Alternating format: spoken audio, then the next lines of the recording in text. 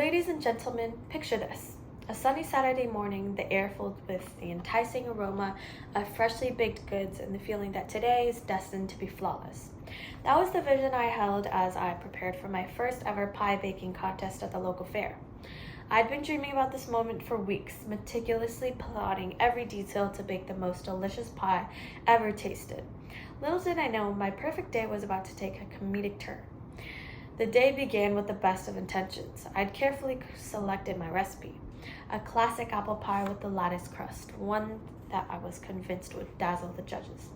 The night before, I made a late-night pilgrimage to the grocery store, stocking up on apples, flour, sugar, and butter. I even splurged on a fancy pie dish, certain it would lend an air of sophistication to my creation. The next morning, I rose early, determined to ensure that everything was flawless.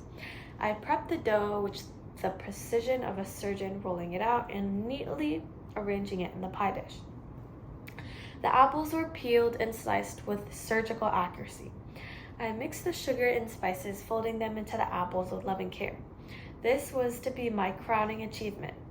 Next was the lattice crust. I was brimming with confidence, perhaps a bit too much.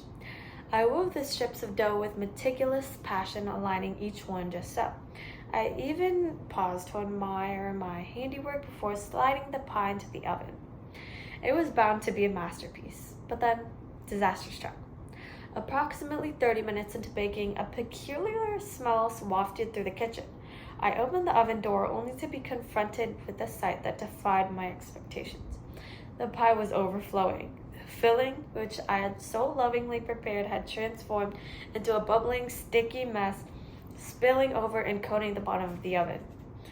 The sweet aroma of apples and cinnamon was now mingling with an unpleasant hint of burnt sugar.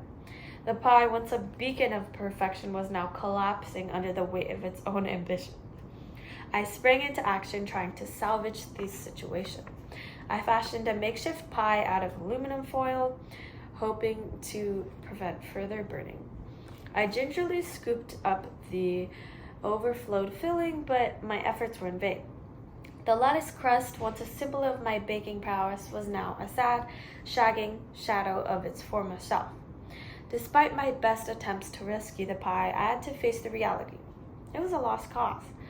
I arrived at the contest with a pie that looked like it had been through a culinary apocalypse. The judges, bless their hearts, tried to be polite, but the cracks in their stoic expressions were unmistakable. When it came to my results, I didn't win any prizes. In fact, I didn't even make it to the honorable mentions. But what I did gain was a valuable lesson in humility and humor. As I walked away from the contest, pie dish in hand, I couldn't help but laugh at the absurdity of it all. I had spent so much time striving to perfection that I had forgotten to enjoy the process. The real lesson here is that sometimes, despite our best efforts, things don't go according to plan. And that's perfectly okay. What truly matters is how we handle these moments with grace and a sense of humor.